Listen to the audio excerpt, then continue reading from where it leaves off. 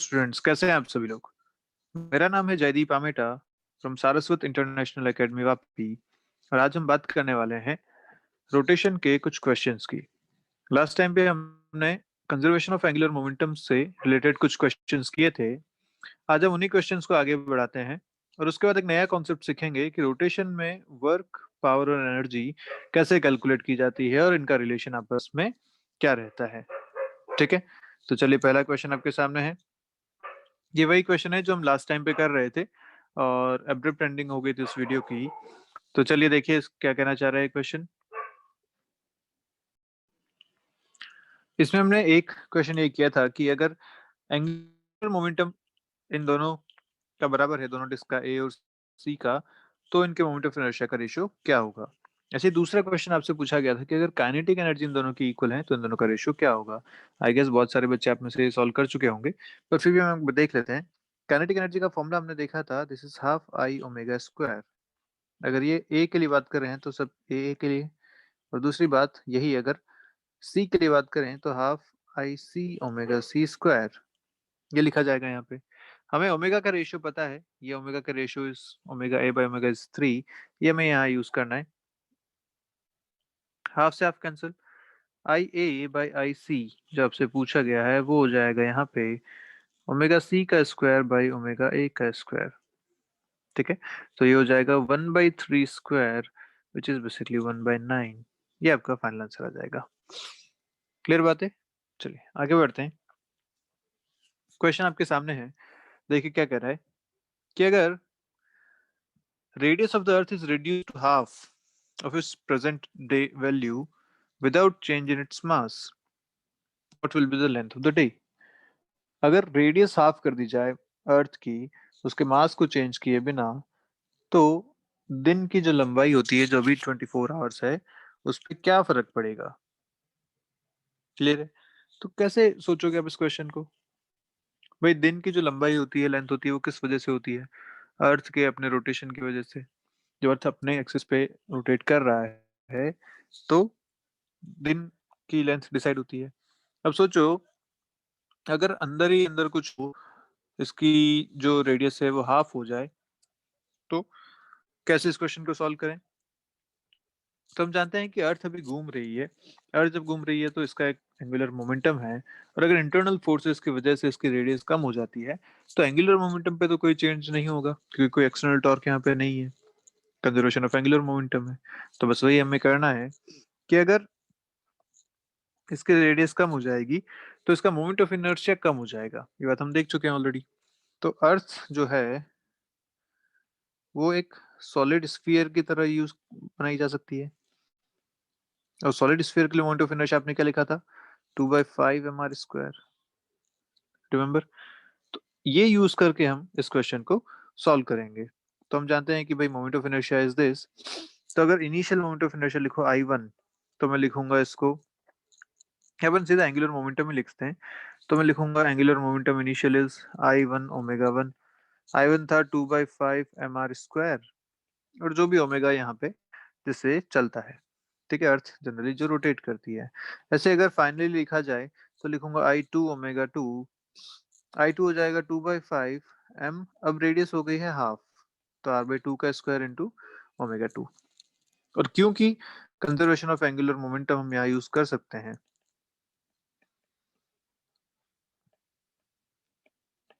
तो मैं क्या लिखूंगा यहाँ पे, L1 equal to L2 which means 2/5 mr² is equal to 2/5 mr²/4 ω2। ठीक है, यहाँ से 2/5 m कैंसिल हो गए, r² कैंसिल हो गए, ω2 जो आपको मिल रहा है वो मिल रहा है 4 टाइम्स ω। 4 टाइम्स ω1, आप इसको लिख लीजिए भाई, 4 टाइम्स ω1 ये आपको मिल रहा है यहाँ से। तो हमें एक बात क्लियर हो गई कि जो टाइम पीरियड होता है, टाइम पीरियड लिखा जाता है 2π/ω से। तो अगर T1 लिखा जाए तो T1 था आपका 2π/ω1। ऐसे T2 अगर लिखा जाएगा तो लिखा जाएगा 2π/ω2, और ω2 की वैल्यू है 4 टाइम्स ω1। तो this is nothing but T1/4। तो जो नया टाइम पीरियड आया वो आया T2 is equal to T1/4।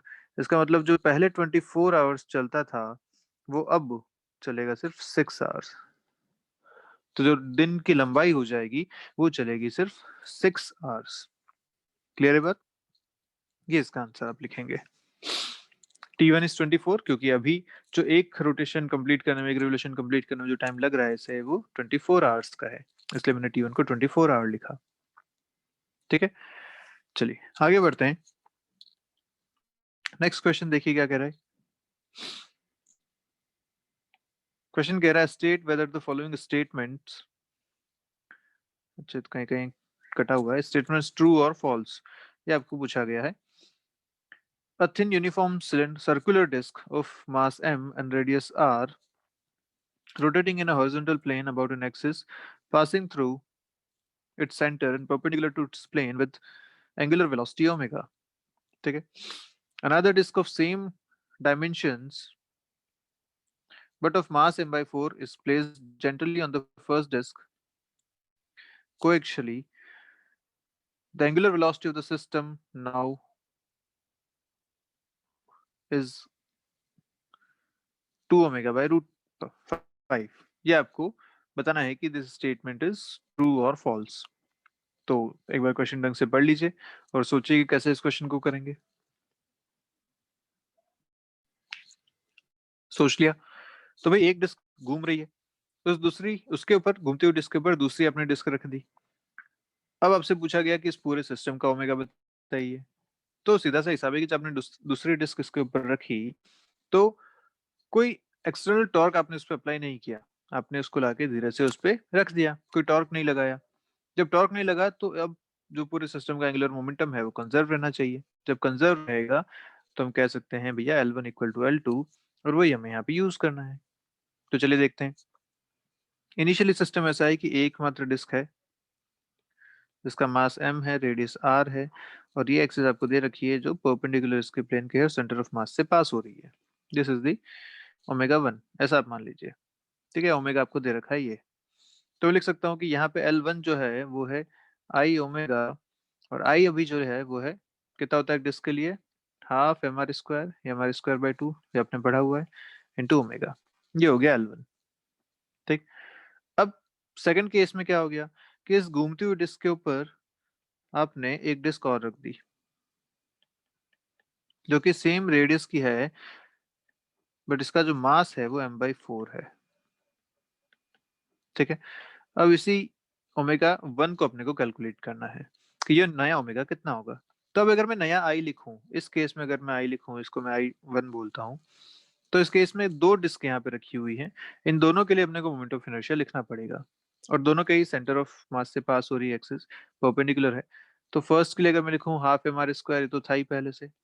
जो अब नहीं रखी उसके लिए लिखा जाएगा हाफ m/4, इसका मास कितना है m/4, रेडियस सेम है आर स्क्वायर। तो अब जो नया मोमेंट ऑफ इनर्शिया आ रहा है वो आप यहाँ से कैलकुलेट कर सकते हैं। This will be 1/2 plus 1/8, LCM आएगा 8, यहाँ से आएगा 4 प्लस 1 एम आर स्क्वायर, मतलब जब नया आई आया आपके पास वो आया 5/8 M R square. Clear? This is the new I. अगर नया मैं लिखना चाहूँ, मैं उसको एल लिखता हूँ और इसको L1 लिखता हूँ, क्योंकि अपन 1 यहाँ यूज कर रहे हैं सारे।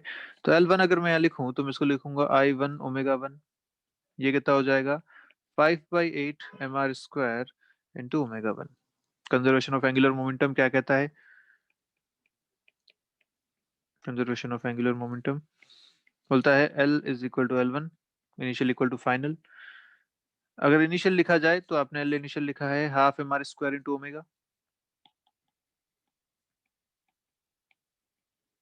फाइनल आपने लिखा 5/8 M R square into omega 1। यहाँ से आप ओमेगा 1 कैलकुलेट करेंगे तो आपको आंसर मिलेगा अपना 4/5 ओमेगा। एम आर स्क्वायर तो कैंसिल हो गए, 4/5 ओमेगा, ये आपको फाइनल आंसर मिल रहा है।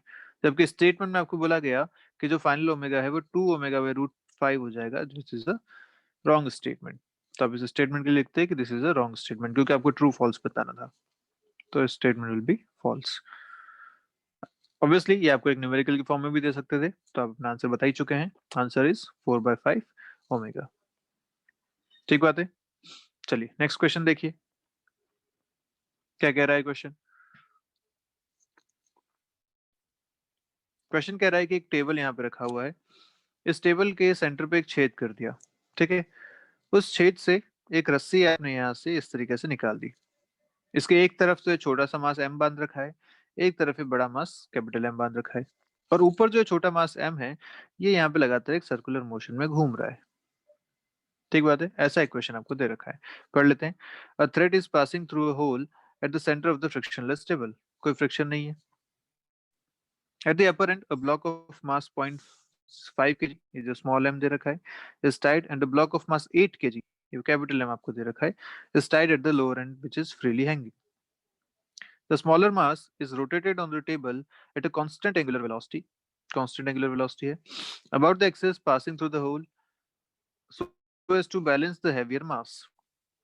तो ये सिस्टम जो है वो यहाँ पे बैलेंस है, मतलब जितना यहाँ टेंशन रिक्वायर्ड है वही टेंशन यहाँ पे लग रही है। ये मास कहीं मूव नहीं कर रहा है, इसका जो एक्सेलरेशन है वो जीरो है ना, यहाँ बोल रखा है so as to balance the heavier mass. तो इसका एक्सेलरेशन जीरो है, ये एक इंपॉर्टेंट बात अपने को यहाँ से मिल गई, एक्सेलरेशन इज जीरो। आगे बढ़ते हैं। If the mass of the hanging block is changed from 8 kg to 1 kg, what is the fractional change in the radius and the angular velocity of the smaller mass so that it balances the hanging mass again? तो first question में तो आपको दे रखा है first statement में कि ये 8 kg है, ये 1 kg है, और अभी जो रेडियस आपको दे रखी है r, उसके हिसाब से ये अभी बैलेंस सिचुएशन में है। लेकिन बोला गया कि अगर जो नीचे मास है उसको 8 से हटा के 1 कर दिया जाए, तो पूछा कि फ्रैक्शनल चेंज बताइए इन द रेडियस, ये आर में, एंड द एंगुलर वेलोसिटी, जो यहाँ पे एंगुलर वेलोसिटी से घूम रहा है, सच दैट ये फिर से उस 1 kg को बैलेंस कर सके। ये आपका क्वेश्चन है, ठीक है। तो देखिए, सॉल्व करने की कोशिश कीजिए, कैसे करेंगे। किया कोशिश, हो गया क्वेश्चन सॉल्व।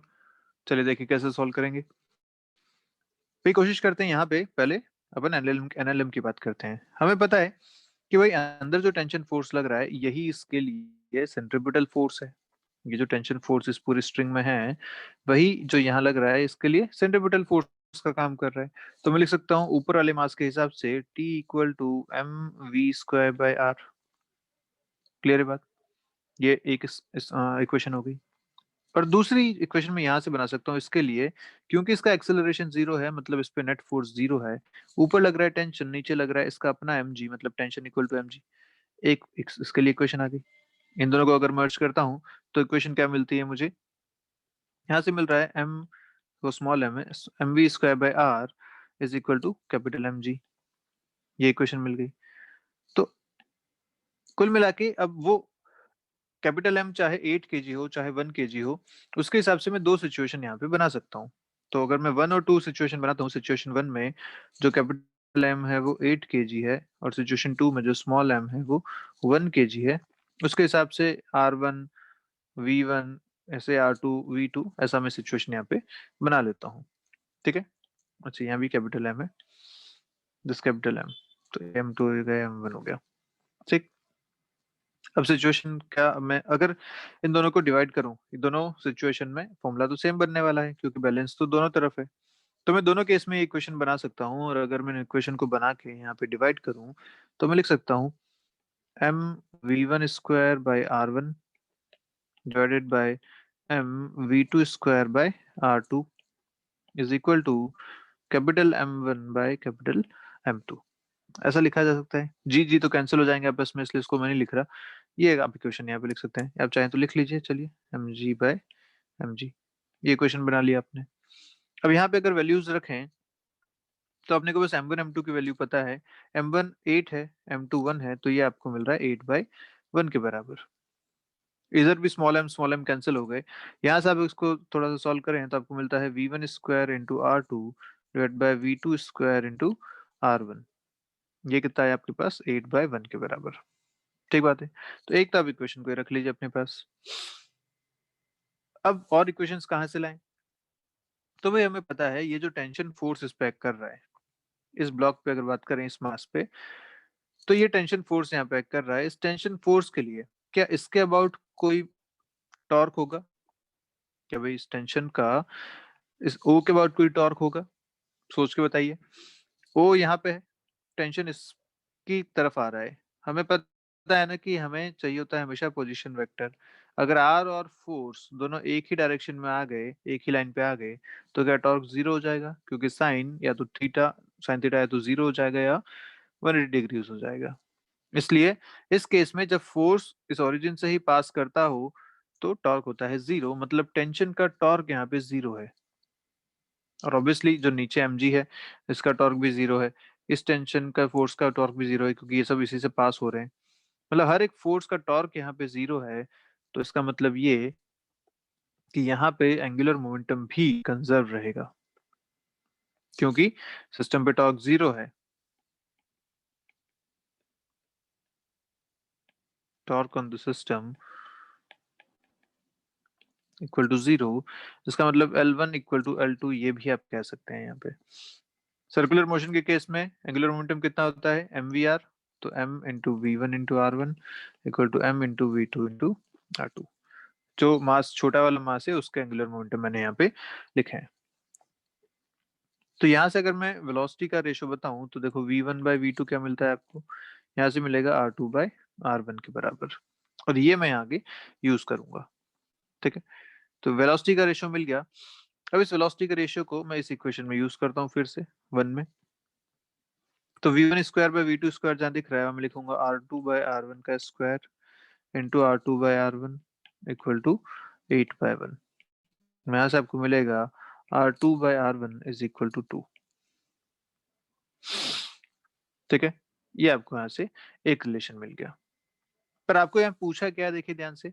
आपको पूछा है यहाँ पे what is the fractional change. Fractional change क्या होता है? Final minus initial by initial, ये इसको कहते हैं fractional change, delta R by R. ये आपसे पूछा गया। तो किस किस में? एक तो रेडियस में, दूसरा एंगुलर वेलोसिटी में। तो फिलहाल रेडियस की बात करते हैं। फ्रैक्शनल चेंज अगर मुझे रेडियस में निकालना है तो मैं लिखूंगा फ्रैक्शनल चेंज इन रेडियस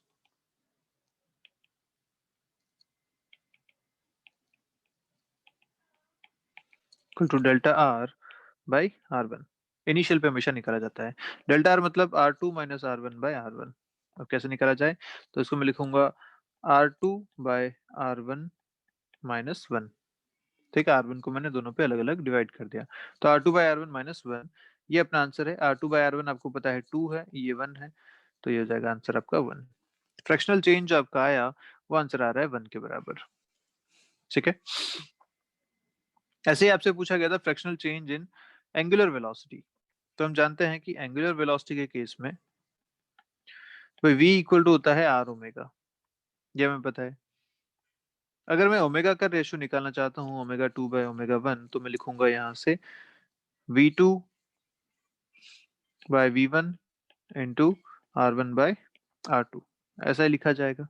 ठीक है, ओमेगा का रेशियो, आप ओमेगा को क्या लिखोगे यहाँ से? Omega is equal to v/r। तो अब ये रेशियो यहाँ से बना सकते हो, v2/v1/r1/r2, इस तरीके से। अब v2/v1 अभी आपने लिखा था, कितना लिखा था? देखिए, v1/v2 इज r2/r1।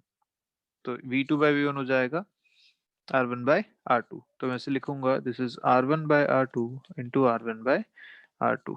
ये आप यहाँ से लिख सकते हैं। तो this is nothing but r1 square omega 2/ओमेगा 1 इज इक्वल टू r1/r2 का स्क्वायर। r1/r2 अभी आपने लिखा था इज 1/2। r1/r2 is 1/2। तो ये हो जाएगा 1/2 का स्क्वायर इक्वल टू 1/4। ये आपको यहाँ से मिल गया। ठीक है, आपको चाहिए फिर से फ्रैक्शनल चेंज। तो फ्रैक्शनल चेंज अगेन वही, final minus initial by initial. तो ये हो जाएगा ओमेगा 2 - ओमेगा 1/ओमेगा 1।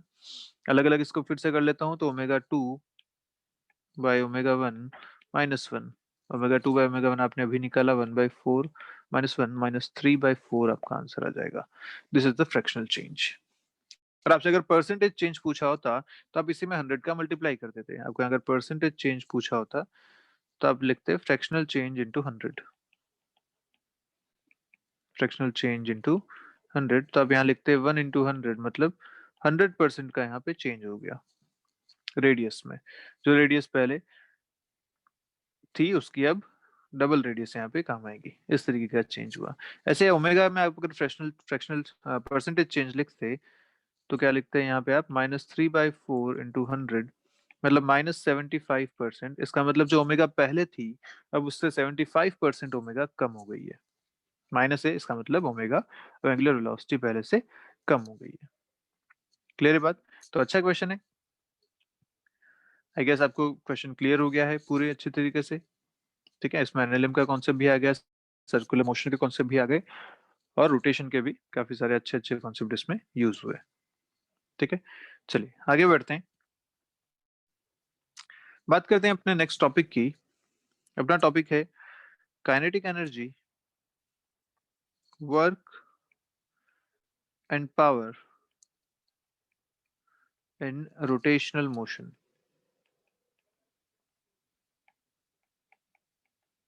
तो देखिए, ये पूरा जो रोटेशन का चैप्टर चल रहा है वो बिल्कुल उस ट्रांसलेशन के एनालॉगस चल रहा है। वहां पे आपने सबसे पहले ट्रांसलेशन मोशन में मोशन इन 1D 2D पढ़ा, सर्कुलर मोशन पढ़ा। यहाँ आपने ओमेगा से रिलेटेड चीजें पढ़ी, एंगुलर वेलोसिटी से रिलेटेड चीजें पढ़ी। फिर आपने एनएलएम वहां पढ़ा, तो यहाँ भी आपने न्यूटन सेकंड लॉ पढ़ा, torque equal to I alpha. फिर वहां आपने वर्क पर एनर्जी पढ़ी, तो यहाँ भी आप वर्क पर एनर्जी पढ़ेंगे, पर इस बार पढ़ेंगे रोटेशनल मोशन के लिए। ठीक है, तो चलिए देखते हैं। हम जानते हैं कि भाई कोई भी ऑब्जेक्ट जब रोटेशन में होता है, मान लीजिए कोई ऑब्जेक्ट जब रोटेशन में है, तो इसका हर एक पार्टिकल, एक यहाँ पार्टिकल अगर है, तो ये हर एक पार्टिकल एक सर्कुलर मोशन होता है इस तरीके से, है ना। इसकी वेलोसिटी होती है v, और इस v को लिखा जा सकता है r ओमेगा के बराबर। ये बात तुम जानते हैं, अगर इसका मास m है तो। अगर मैं इसके लिए काइनेटिक एनर्जी लिखूं इस छोटे से ऑब्जेक्ट के लिए, तो मैं क्या लिखूंगा? वो लिखूंगा मैं m, कितना होता है काइनेटिक एनर्जी, क्या फॉर्मूला है, हाफ एम वी स्क्वायर के बराबर। तो मैं लिखूंगा हाफ एम वी स्क्वायर। तो काइनेटिक एनर्जी छोटी सी अगर इस ऑब्जेक्ट के लिए लिखता हूँ, पॉइंट मास के लिए, तो मैं लिखूंगा half M into R omega का स्क्वायर। क्लियर है? पर सोचो, ऐसे बहुत सारे यहाँ पे पार्टिकल्स हैं, बहुत सारे छोटे छोटे पार्टिकल्स हैं जो अलग अलग डिस्टेंस पे अलग अलग मासेस के हैं। तो मैं अगर टोटल काइनेटिक एनर्जी लिखना चाहूँ, total kinetic energy of rotation for the object, पर क्या हर एक पार्टिकल यहाँ पे सेम ओमेगा से घूमता है? यस। जो रोटेशन में सब, हर पार्टिकल अलग अलग रेडियस पे होगा, अलग मास पे होगा, लेकिन घूमते सब सेम ओमेगा से हैं। तो अगर ऐसा है तो काइनेटिक एनर्जी रोटेशन की लिखी जा सकती है टोटल काइनेटिक एनर्जी, मतलब आप लिख सकते हैं हाफ एम, समेशन ऑफ, हम इसको ऐसे लिख लेता हूँ, this is nothing but summation of half M R square omega square. ऐसा है। अच्छा, ओमेगा तो सबके लिए कांस्टेंट है, तो काइनेटिक एनर्जी फॉर रोटेशन लिखा जा सकता है omega square into summation of, अच्छा हाफ ही बार ले लीजिए, summation of M R square. What is summation of M R square? Summation of M R square nothing but I, moment of inertia. यहाँ से आपके पास फॉर्मूला आता है half I omega square. This is the kinetic energy for rotation. हालांकि ये formula हम पहले भी यूज कर चुके हैं, पर यहाँ से हम इसको इस तरीके से आराम से प्रूफ भी कर सकते हैं। ठीक है, तो बड़ा आसान सा तरीका है। हर एक पार्टिकल की kinetic energy half M V square, सबको ऐड करोगे तो सबके लिए ओमेगा कांस्टेंट है, वहां से हम लिख सकते हैं finally half I omega square. This is the kinetic energy for rotation of an object. Clear है बात पक्के से? अच्छा, पावर क्या होता है? What is power? पावर का आपने डिफाइन किया था rate of change of energy, या rate of change of kinetic energy, ऐसा लिख सकते हैं, rate of change of energy. अगर ऐसा है तो आप पावर को यहाँ डिफाइन कर सकते हैं D by D T of half I omega square. अगर ऐसा किया जाए, डिफरेंशिएट इसे करें अगर, तो देखिए हाफ तो बाहर आ गया, आई भी कांस्टेंट है बाहर आ गया, ओमेगा स्क्वायर का हो गया 2 omega D omega by D T. अगर इसको सॉल्व करें सही से तो आएगा, देखिए हाफ और टू कैंसिल हो गए, तो इसको हटा दीजिए। यहाँ मिलेगा I into omega into D omega by D T is alpha, D omega by D T is alpha. तो यहाँ से आपको मिलेगा power is equal to what is I alpha, what is I into alpha, this is torque, तो मिलेगा torque into omega. This is the power, torque into omega. Clear है कहाँ से आया ये? क्योंकि टॉर्क होता है आई अल्फा के बराबर और D omega by D T होता है अल्फा के बराबर। ये दो चीजें हमने यहाँ यूज करी, यहाँ से हमें मिला power is equal to torque into omega. अच्छा, क्या यही आपने जब ट्रांसलेशन पढ़ा था तो आपने पावर का फॉर्मूला क्या लिखा था? पावर लिखा था आपने एफ डॉट वी, याद है? फोर्स डॉट वेलोसिटी, क्या बिल्कुल एनालोगस बन रहा है? फोर्स की जगह टॉर्क है और वेलोसिटी की जगह ओमेगा है। यस। तो फॉर्मूला आप कोई एक भी अगर याद रखते हैं तो आपको सारी चीजें यहाँ पे याद हो जाएंगी। ठीक है, पावर का फॉर्मूला मिल गया। इसको आप इस तरीके से टॉर्क डॉट ओमेगा भी लिख सकते हैं, उसमें भी कोई दिक्कत वाली बात नहीं है। सेम कॉन्सेप्ट यहाँ भी वैलिड है। अच्छा, पावर का हमने एक और डेफिनेशन क्या दी थी? पावर को हमने बोला था this is rate of work done. ऐसा भी बोला गया था पावर को, रेट ऑफ वर्क डन। तो मैं यहाँ से लिख सकता हूँ this power is also equal to D W by D T, rate of work done. अगर ऐसा है तो मैं इसको अगर डिफरेंशिएट करता हूँ, या मैं इसको ऐसा लिख लेता हूँ, power is equal to D W by D T, और मैं इस फॉर्मूला में इसको डालता हूँ T omega D T. T और ओमेगा की जगह लिखता हूँ D theta by D T. Omega is nothing but D theta by D T. ऐसा करने से क्या हुआ, अगर मैं दोनों तरफ इंटीग्रेट करता हूँ तो मुझे मिलता है यहाँ से work is equal to integral tau D theta. क्या फिर से ये आपके पास वही मिल गया? आपने ट्रांसलेशन में क्या पढ़ा था? ट्रांसलेशन में आपने वर्क को पढ़ा था integral F dot D S, remember? बिल्कुल वही आपको यहाँ मिलता है। फोर्स की जगह टॉर्क है और डिस्प्लेसमेंट एस की जगह यहाँ पे डिस्प्लेसमेंट थीटा है। तो बिल्कुल यही तरीका आप यहाँ भी यूज कर सकते हैं। वर्क को आप लिख सकते हैं इंटीग्रल टाउ डी थीटा, और ये लिमिट्स लगा के आप अपना वर्क डन भी निकाल सकते हैं। थीटा कहाँ से कहाँ तक वेरी कर रहा है उसके हिसाब से आप यहाँ पे वर्क निकाल लेंगे, उस पोजीशन से उस पोजीशन तक का। क्लियर है? तो ये सारी बातें इंटर रिलेटेड है, वर्क, पावर, एनर्जी, और इस तरीके से आप इनको कैलकुलेट भी कर सकते हैं। ठीक है, पक्का? और एक रिलेशन तो हम देख ही चुके हैं ऑलरेडी, फिर से बता देता हूँ। L equal to I omega, K R equal to half I omega square. इन दोनों को हमने रिलेट करके क्या बनाया था? यहाँ से बनाया था this K R is equal to L square by two I. ये क्या बिल्कुल ऐसे था? K equal to P square by two M, जब ट्रांसलेशन में यूज करते थे। बिल्कुल वैसा यहाँ से आपको रोटेशन के लिए मिलता था L square by two I. Clear बात? चलिए, तो कुछ क्वेश्चंस करते हैं जल्दी से। तो चलिए, पहला क्वेश्चन आपके सामने है, देखिए क्या कह रहा है। दो पॉइंट मासेस हैं m1 और m2, दोनों प्लेस्ड हैं opposite ends of rigid rod of length l। ठीक है, end of negligible mass, rod का कोई मास नहीं है, जो भी मासेस हैं वो सिर्फ ये m1 और m2 हैं, दोनों एक रॉड के दोनों एंड्स पे हैं। The rod is said to be rotating about an axis perpendicular to it. ठीक है भैया, find the position on this rod through which the axis should pass in order that the work required to set the rod rotating with angular velocity omega naught should be minimum। बहुत सारी बड़ी बात बोल दी इसने। क्या बोला भाई कि एक रॉड है, इसके केस में यहाँ पे दो मासेस बने हुए हैं, दोनों मासेस इधर उधर लगे हुए हैं, एक m1 है दूसरा m2 है।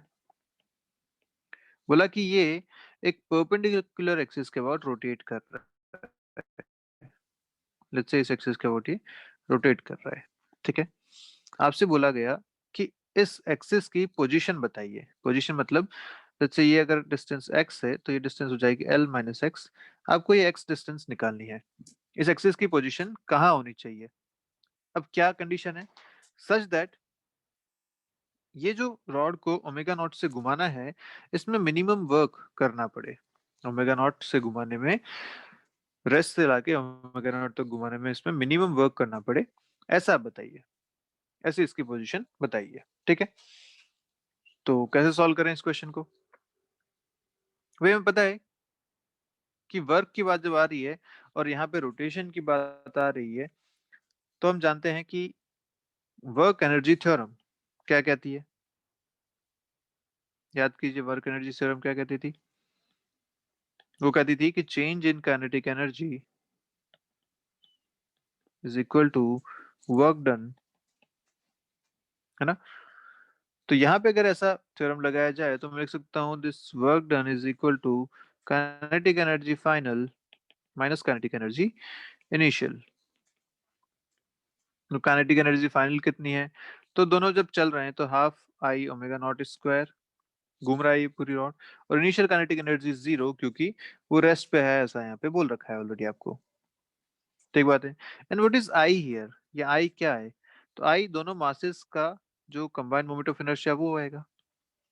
तो ये वर्क आपको पूछा गया है। अगर मैं यहाँ पे आई लिखूं तो देखिए क्या लिख सकता हूँ। एक मास m1 है, दूसरा मास m2 है। ये जो मास m1 है ये इस एक्सिस से x डिस्टेंस पे है। तो अगर इसके लिए मोमेंट ऑफ इनर्शिया लिखूंगा तो मैं लिखूंगा m1 इंटू एक्स स्क्वायर। ऐसे ही इस एक्सिस से जो दूसरा मास है ये l माइनस एक्स डिस्टेंस पे है, तो मैं यहाँ लिखूंगा m2 into L minus X का स्क्वायर। ये इसका मोमेंट ऑफ इनर्शिया हो जाएगा। तो टोटल मोमेंट ऑफ इनर्शिया जब लिखेंगे i1 प्लस i2, तो मैं लिख सकता हूँ this is half of m1 X square plus m2 L minus X का square into omega naught square. Clear है बात? इस तरीके से आप यहाँ पे वर्क डन लिख सकते हैं। अब इसने क्या बोला है? जो वर्क डन है वो मिनिमम होना चाहिए, ऐसा इसने बोला ना इस क्वेश्चन में। देखिए कि the work required to set the rod rotating with angular velocity omega naught should be. अब ये वर्क डन अगर मिनिमम करना है तो कैसे करेंगे भाई? हमें पता है कि किसी भी क्वांटिटी को अगर मिनिमम या मैक्सिमम देखना होता है तो हम उसे डिफरेंशिएट करके जीरो करते हैं। तो for W to be minimum,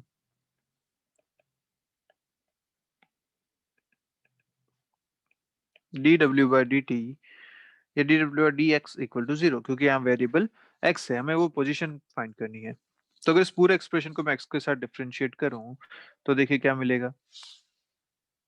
ये इक्वल टू जीरो करना है तो हाफ हटा दो, ओमेगा नॉट स्क्वायर हटा दो, ये सब तो वैसे भी जीरो में चले जाएंगे।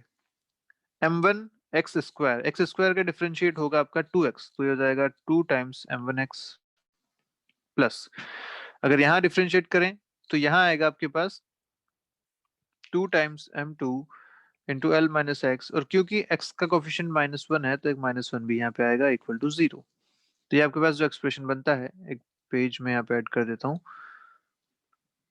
तो ये आपके पास जो एक्सप्रेशन बना, देखिए क्या बनता है। 2m1x minus 2m2l minus X equal to zero. अगर आप यहाँ से x को सॉल्व करेंगे तो आपके पास जो फाइनल आंसर आएगा वो मिलेगा m2 into L divided by m1 plus m2। ये आपका फाइनल एक्सप्रेशन बनता है। ठीक है। और याद कीजिए एक्सप्रेशन आपने कहीं पढ़ा हुआ है। कहाँ पढ़ा था ये एक्सप्रेशन? आपने पढ़ा था जब दो मासेस रखे हुए हैं इस तरीके से m1 और m2 किसी l डिस्टेंस पे, और इनका आप जब सेंटर ऑफ मास निकालते थे तो सेंटर ऑफ मास की डिस्टेंस यहाँ से आती थी x के बराबर। ये x आता था यहाँ पे। क्लियर बात? तो बेसिकली क्वेश्चन का सॉल्यूशन क्या लिखेंगे आप कि ये जो एक्सिस है वो एक्सिस सेंटर ऑफ मास से पास होनी चाहिए, तभी इसमें वर्क डन मिनिमम होगा इसको ओमेगा नॉट से घुमाने में। ठीक है। ये आपका फाइनल आंसर लिखेंगे आप कि this axis should pass from centre of mass. चलिए नेक्स्ट क्वेश्चन देखते हैं। क्वेश्चन आपके सामने देखिए क्या कर रहा है। एक रिजिड बॉडी है, वो तीन आइडेंटिकल थिन रॉड से मिलकर बनी हुई है, थिन रॉड्स हैं। ठीक है। तीनों की लेंथ L है और उनको एक साथ जोड़ा गया है in the form of the letter H, इस तरीके से। ठीक है। तो मैं यहाँ बना देता हूँ, एक थिन रॉड है, एक लेटर H की फॉर्म में ये तीनों जोड़ी गई हैं इस तरीके से। तीनों आइडेंटिकल हैं, मास लेंथ तीनों की सेम है। The body is free to rotate about a horizontal axis that runs along the length of one of the legs of the H. मतलब ये फ्री टू रोटेट है अबाउट दिस एक्सिस, जो एक इसके एक लेग से पास हो रही है, और हॉरिजॉन्टल है ये एक्सिस। ये एक्सिस कैसी है? हॉरिजॉन्टल। ठीक है। इस तरीके से है। तो सोचिए कि ये एच जो है वो हॉरिजॉन्टल प्लेन में रखा हुआ है। अब जैसे आप इसको यहाँ से रिलीज करेंगे तो ये घूम के नीचे चला जाएगा। मतलब ये वाला तो फिक्स हो गया, ये चीजें घूम के नीचे की तरफ लटक जाएंगी। क्लियर? ऐसा इसमें एक सिचुएशन बनने वाली है। तो अगर मैं इसका साइड व्यू दिखाऊं तो ये पहले आपको दिख रहा होगा इस तरीके से, लास्ट में ये जब घूम के नीचे चला जाएगा तो ये नीचे की तरफ आ जाएंगे इस तरीके से। ठीक है। ऐसा इसमें सिस्टम रहने वाला है। तो चलिए देखते हैं क्वेश्चन क्या कह रहा है। The body is allowed to fall from rest, initial speed इनकी जीरो है, ओमेगा भी जीरो है initial, from a position in which the plane of H is horizontal, अभी ये पूरा हॉरिजॉन्टल प्लेन में है। What is the angular speed of the body when the plane of H is vertical, तो अब ये जब वर्टिकल हो जाएगा, ये एक्सिस यहाँ पे, ये इस तरीके से जब नीचे गिर जाएगा पूरा, उस टाइम पे बताइए इसका ओमेगा कितना होगा। ठीक है, तो आप सिंपल सा हिसाब है, आप कोई भी ऐसा एक मान लीजिए कि आपने बुक पकड़ रखी है, लेट्स से वो जो बुक है वो एच शेप है, वैसा मान लीजिए।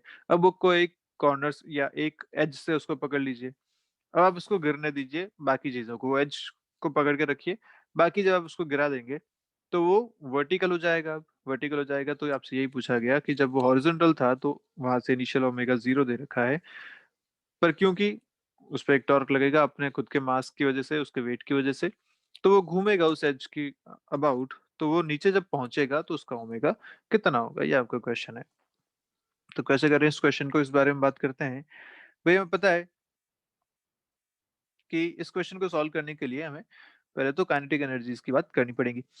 या आप देख लीजिए कि सबसे पहले तो मोमेंट ऑफ इनर्शिया हम इसका कैलकुलेट करते हैं, क्योंकि इस एक्सिस के अबाउट ये घूम रहा है। तो यहाँ से अगर ओमेगा ऐसे घूमेगा तो हम बोल सकते हैं कि this is axis of rotation, और इनिशियल ओमेगा तो इसका जीरो है, फाइनल ओमेगा में कैलकुलेट करना है। तो पहले मैं आई निकालता हूँ इसका। ठीक है, मैं रॉड को नाम देता हूँ, this rod is A, this rod is B and this rod is C. तो टोटल जो आई होगा वो I A plus I B plus I C, ये होगा। ठीक है, अब हमने रॉड के लिए लिखा था मोमेंट ऑफ इनर्शिया, याद कीजिए, अलग अलग पोजीशन से जब एक्सिस पास होती है तो अगर ए की बात करूं तो ए के लिए ये रॉड है और यही एक्सिस भी है ना, रॉड के अलोंग ही इसकी एक्सिस भी चल रही है। अब सोचो इसमें रॉड, थिन रॉड आपको दे रखी है ऑलरेडी, क्वेश्चन में मैंने मार्क किया था वहां पे थिन रॉड है। थिन रॉड मतलब इस एक्सिस के आजू बाजू तो कोई मास है नहीं, यहाँ पे तो कोई मासेस है नहीं, जो भी मास है वो पूरा का पूरा इस एक्सिस पे ही डिस्ट्रीब्यूटेड है। तो आर तो यहाँ पे हर पॉइंट के लिए जीरो हो गया, इसका मतलब आई ए जो है वो जीरो हो जाएगा, क्योंकि थिन रॉड है, इस एक्सिस से दूर कोई मास है ही नहीं, सारा मास इस एक्सिस पे ही डिस्ट्रीब्यूशन है। तो आर जीरो है हर पॉइंट के लिए, मतलब total moment of inertia of this A is zero. अगर बी की बात करें तो बी के लिए देखो, ये है एक्सिस ऑफ रोटेशन और ये है रॉड इस डायरेक्शन में। ठीक है, ऐसा हिसाब है यहाँ पे। तो याद कीजिए, ये हमने पढ़ा हुआ है कि अगर एक एज से, ये रॉड के, ये अगर रॉड है, इसके एक एज से अगर एक्सिस पास होती थी तो मोमेंट ऑफ इनर्शिया कितना होता था, I B is M L square by three के बराबर। याद है ये बात। और अगर तीसरी बात की जाए आई सी की, तो कितना आएगा। तो सी के लिए देखिए क्या है, यहाँ पे ये एक्सिस है और यहाँ पे ये सी रॉड है, इस तरीके से रखी हुई है, और ये डिस्टेंस दे रखी है एल के बराबर, जो कि बीच वाली रॉड की लेंथ है। ऐसा हिसाब है। तो या तो आप इसके लिए पैरेलल एक्सिस थ्योरम लगाओ। पैरेलल एक्सिस थ्योरम क्या कहती है कि इसके सेंटर ऑफ मास से जो एक्सिस पास हो रही है, ये वाली आई सी एम, इसके बाद तो इसका जीरो है, जो ए के हिसाब से था बिल्कुल वैसा का वैसा यहाँ होगा, I C M zero plus M L square ये हो जाएगा। तो इसके लिए आप पैरेलल एक्सिस थ्योरम लगाएंगे तो आई लिखेंगे I C is equal to I C M plus M L square, यहाँ से आपको मिलेगा आई सी एम तो जीरो है, तो आई सी भी आपको मिलेगा एम एल स्क्वायर के बराबर। तो ये तीनों मोमेंट ऑफ इनर्शिया आपने लिख लिए, zero, M L square by three और एम एल स्क्वायर। तो टोटल मोमेंट ऑफ इनर्शिया जो आपको मिलेगा वो मिलेगा I is equal to four by three M L square. ये तो आपको मिल गया total moment of inertia for this system. Clear है बात यहाँ तक, पक्का। अब बात करते हैं कि जब ये नीचे आएगा, when it reaches the vertical plane, जब घूम के नीचे आ जाएगा, इस टाइम पे अगर इसकी एंगुलर स्पीड ओमेगा है, तो मैं इसकी रोटेशनल काइनेटिक एनर्जी लिख सकता हूँ हाफ आई ओमेगा स्क्वायर, है ना।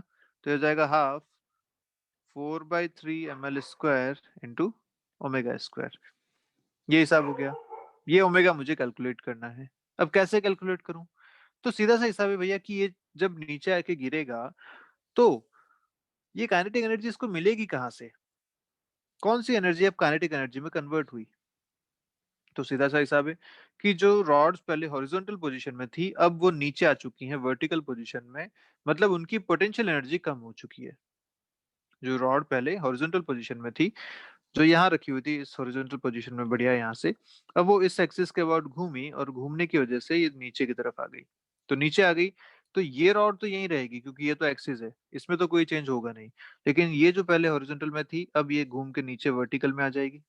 और ऐसे ही ये जो यहाँ थी वो भी अब घूम के नीचे वर्टिकल में आ जाएगी। तो अब ये एच बनेगा ऐसा कुछ इस तरीके से, नीचे आ गए हैं। जब नीचे आ गए तो हम कह सकते हैं कि भैया कि इनका अगर चेंज इन पोटेंशियल एनर्जी देखी जाए, तो इस रॉड का जो सेंटर ऑफ मास है वो यहाँ था। जब नीचे घूम जाएगा तो वो यहाँ पहुंच जाएगा, वो आ जाएगा L/2 डिस्टेंस नीचे, क्योंकि ये L/2 लेंथ है। तो इसका सेंटर ऑफ मास L/2 नीचे पहुंचेगा। ऐसे ये जो इसका सेंटर ऑफ मास यहाँ पे है, ये पूरा घूम के नीचे तक जाएगा। तो ये जब पूरा घूम के नीचे तक जाएगा तो इसके लिए इसका centre of mass L distance नीचे आ जाएगा। क्लियर है? ऐसा हिसाब अपने पास है। जैसे अगर मैं आपको इसमें थोड़ा सा बनाना कोशिश करते हैं, ये अगर एच बना हुआ है,